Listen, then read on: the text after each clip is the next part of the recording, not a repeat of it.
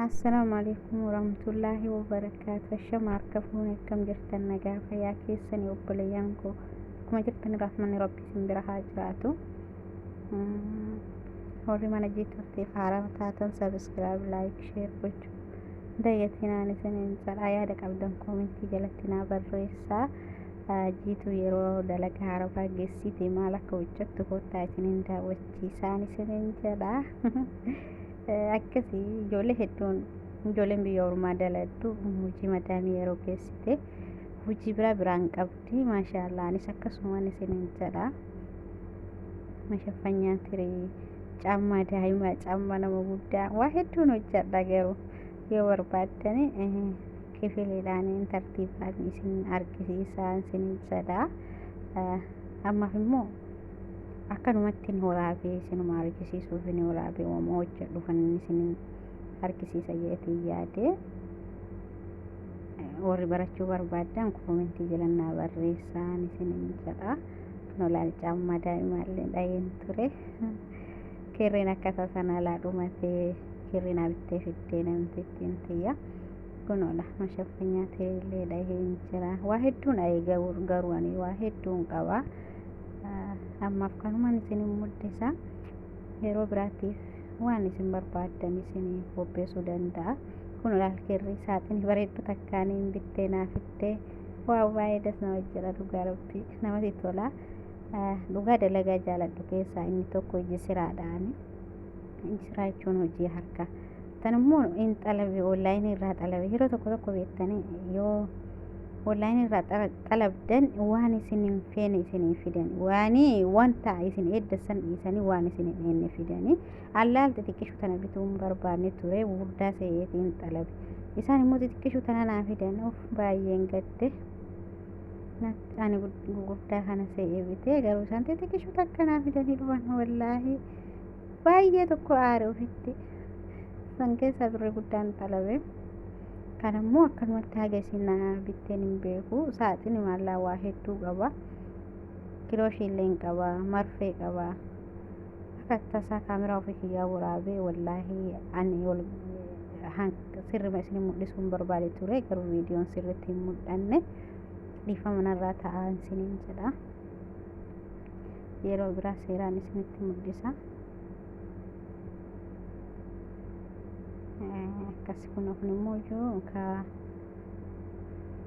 dirribii yookiin shaamisii fa'aan dhahanii kanas namni beeku barachuu barbaadda yoo jiraattanii isinin barsiisaa huccumaan barannaa wal barsiisaatumaan akkasii isinin jedha waa baay'ee qabaa baruuf keessaa saaxiniin kun waa hedduu wajjiin bitamee dhufe melala wajjumaan daawwannaan galumaatti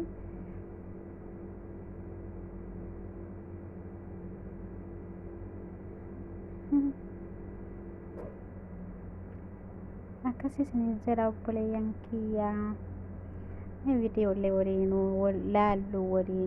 laallee walaa guddisnu oromoo koo seeraan wal yaadaawwannu anis yeroo sa'aatii dalagaa geeffadhetti isin ilaalaa isinis naa laalaa subscribe naa godhaan isinin jedha share fa'a eeka yoo share godhan shakkaa bara namni si jala jiru dhufee na laaluu danda'a akkasitti wal guddoonaan isinin jedha akka gatiin kaffallu hanga rabbiin ulaaffise tokko walaa gargaaruun isinin jedha dhaamsa kiyyaa asumaan hanga xumuraatti ilaalaan jira amma jammare akkasii isiniin jedha obboleeyyan kan akkanatti dhoofti jeetu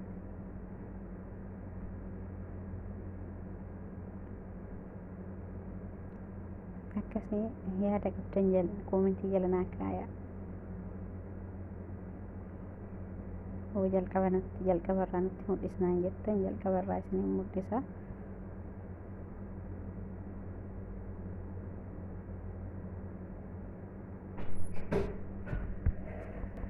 kunoota handelii dhahuun kiyyaa akkuma itti dhufee jira obboleeyyan kiyyaa yaada qabdan koomentii jalatti naa barreessaa isin gammachiisa moo akkam yoo ka'umsa jalqabarraan barsiisinaan jettani warri barachuu barbaaddan isin barsiisa.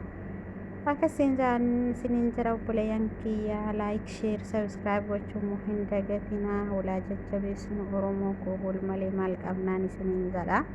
Wanni tokko yeroo wama feete yoo daladde waan salphaa akkanaa kana hatta bareeduma mana keetiif illee yoo dalagatte waan gaariidha. Biturra yookiin mana namaatitti hawwurra waan ufii keetii osoo harka keetiin daladdee baay'ee namatti tola. Maaliif salphaadha waan ta'eef. Waan salphaa akkanaa namatti hawwuun gaarii miti. Ufiitti dalaganii ilaal mana ufiitiin bareechifachuudha. Hatta garuu irraa namni yoo seeraan ka dalagan taate galii fida. Birritti gurguratanii ittiin ka jiraatu hedduutu jira akkanatti hojjete jechuudha. Yoo immoo sanis ta'uu sanis dadhabdee gurguruullee yoo dadhabdee bareeduma mana keetiitiif sii ta'a. Wanti harka ofiitiin beekanii fi harka namaa eeggatan garagara waan ta'eef baradhaan isiniin jedha obboleeyyan kiyya. Waa hunda barachuu haa yaallu. Maaliif jennaan gaafa keessa gadi buute wanti tokko salphaadha. Raasatti yoo laalte immoo waan guddaa wayii namatti fakkaachuu mala. Yoo immoo eegaltee waan itti karoorfattee barachuu qaba akkuma ebalu sanitti hojjechuu qaba jettee fudhatte wallaahi hin dalada'uma kamiyyuu. Garuu wanta takka yeroo hedduu nama fakkeenya godhachuurra fakkeenya akkasi godhatanitti dalagi. Akka namni fakkeenya si godhatu jechuudha. Gorsa kiyya kuni shamarran teenya dhiirillee ga'ee dhiiraa haa hojjetu dubartiinis akkasitti hojjadhaan isiniin jedha. Hojiin badaa miti. Waa hunda caalaa wanti harka ofiitiin beekan dansaadhaan isiniin jedha. Akkasii beekumsi matama ofiitii fi gammachuu mataati. Yeroo kana teettee oduu yookiin nama wajjin haasawurra yoo hojii kee itti fufte dansaadha. Si fayyada. Teettee yeroo hunda nama wajji haasawuun faayidaa siif hin qabu waan ta'eef hojjedhu hojiidhaan mul'isi. Akkasii kun dhaamsa jiituuti. Kun olaa akkanatti hojjetti jiitulla hojjetaarti.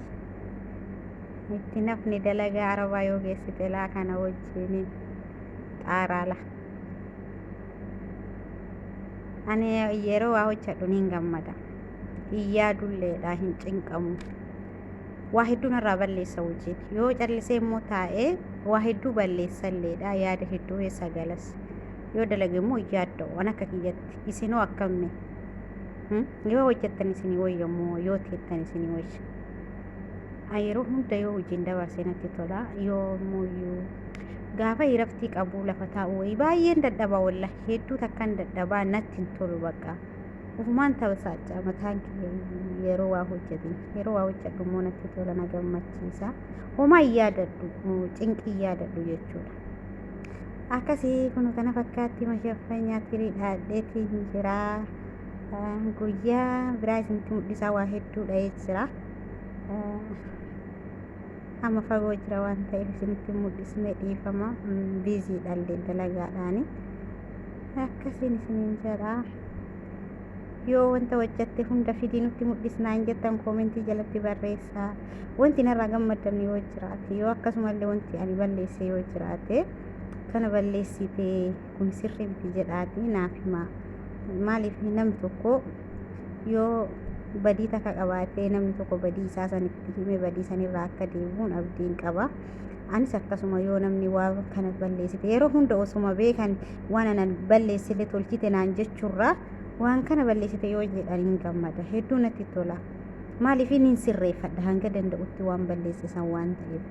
Namni immoo osuma beeku akka badii kiyyallee osuma badii kiyyallee argu shaggaa gooti jedhee na dhiisu hoo laalladhee badii kiyya san ufitti beekee hin haara. Maaliif ebaluun kun hin balleessite naan jechuu dide jedhee hin haara jettani. Akkasii saniif jennaan badii yoo badis qabaadhee waan kana sirreeffadhu jiitu jedha jalatti naa barreessaan isiniin jedha. Walaa guddisni Oromoo maaliif wal bira haa dhaabannu wal malee maal qabna. Osoo lammii biraa ta'ee wal bira dhaabatanii wal guddisanii yeroo xiqqoo keessatti bakka guddaa ga'an nullee akkasuma fakkeenya isaanirraa fudhannu. Xiqqaa keenya haa guddisnu. Wallaalaa keenya haa barsiifannu. Waan beeknu walii haa qoonnu wal tuffachuu dhiisne. Namni hundinuu wanta ati beektu ani hin beeku wanna ani beeku ati hin akkasii waa tokko walirraa wanti barannu hedduu jira. sababa saniif jennaan walirraa haa barannu wal tuffii dhiisne wal kabajaadhaan walirraa haa barannu ani balu caalaa ani balu jaaladhaa ibalu naa hoye